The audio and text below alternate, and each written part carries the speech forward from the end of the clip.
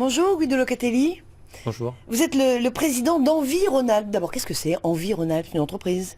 Envie, c'est d'abord une entreprise de l'économie sociale et solidaire, un pionnier de l'économie circulaire en France, puisque depuis plus de 30 ans, il y a 30 ans, quelqu'un a eu l'idée de faire rénover des appareils électroménagers hors d'usage par des personnes éloignées du monde de l'emploi pour les vendre à bas prix dans des magasins avec garantie. Et aujourd'hui, en Rhône-Alpes, on a à peu près 80 personnes sur Lyon-Saint-Étienne qui font cette activité-là de rénovation.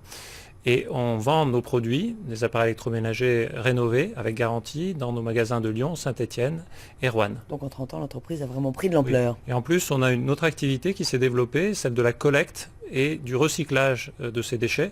Puisque en plus, on collecte tous les déchets électriques et électroniques de Lyon et de Saint-Étienne et de leur région. Et on recycle une bonne partie. Nous, on est spécialisé dans le recyclage des écrans. D'accord. Alors, l'économie sociale et solidaire, on voit à peu près. L'économie circulaire, qu'est-ce que c'est? Comment est-ce qu'on la définit? J'aimerais la définir par opposition à l'économie linéaire, en fait. Oui. Parce que, en gros, plutôt que de prendre une matière, la transformer en produit et ensuite l'enfouir dans la terre, ou au mieux l'incinérer pour valoriser de l'énergie, dans l'économie circulaire, on essaie d'en faire quelque chose. D'abord, on essaie de rallonger la vie des produits. C'est ce qu'on fait chez Envie en rénovant des appareils, oui. Mais il y a aussi toute la réparation, la maintenance, la lutte contre l'obsolescence programmée, tout ça, ça fait partie de l'économie circulaire. Et quand on ne peut plus rallonger la vie d'un produit, du coup, on fait en sorte de le recycler proprement pour que on puisse réutiliser la matière derrière. En fait, l'économie circulaire, elle est pile poil dans les préoccupations du temps, parce qu'on va être obligé d'y venir. L'économie, on peut pas opposer l'économie classique, j'ai envie de dire, ce que vous définissez par linéaire, à l'économie circulaire. Les deux vont être obligés de travailler ensemble. Absolument, c'est un enjeu qu'on a en commun. Et d'ailleurs, ce qui est très intéressant, c'est que l'économie circulaire a dans ses gènes la dimension de la collaboration. Parce que pour résoudre un problème de ressources, pour utiliser au mieux les ressources, il faut collaborer. Et l'exemple que tout le monde comprendra, c'est que quand il y a une usine qui, par exemple, produit de la chaleur et à côté, il y a des bureaux qui doivent être chauffés, si les deux se mettent ensemble, on arrive à utiliser ces ressources de manière plus intelligente. Ça ne concerne pas que des petites structures et des petites entreprises, des très grandes entreprises peuvent s'inscrire dans l'économie circulaire aussi. Alors absolument, il y a des grands groupes industriels du déchet qui sont totalement dans le champ de l'économie circulaire. Envie en partie avec son activité industrielle et dans le champ de l'économie circulaire, dans le champ du recyclage.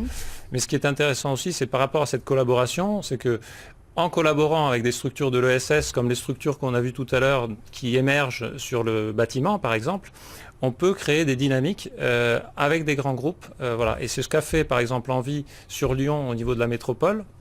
En s'associant avec un certain nombre de structures, on va créer une coopérative pour mieux gérer la collecte, le réemploi et le recyclage des encombrants à l'échelle de la métropole de Lyon. Et c'est un modèle qui va se développer dans beaucoup de métropoles en France, j'en suis sûr. Juste pour terminer, en Auvergne-Rhône-Alpes, et se situe comment en termes de développement de l'économie solidaire? Je dirais que c'est une région, alors moi je ne suis pas de la région, j'y suis arrivé parce que justement c'est une région très dynamique où il y a une vraie sensibilité à ça, il y a beaucoup de projets.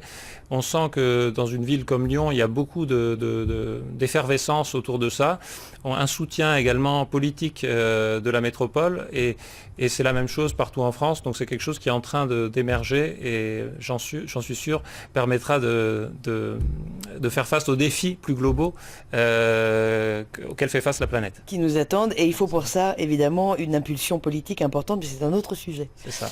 Merci infiniment Guido Locatelli d'être venu nous éclairer sur l'économie circulaire.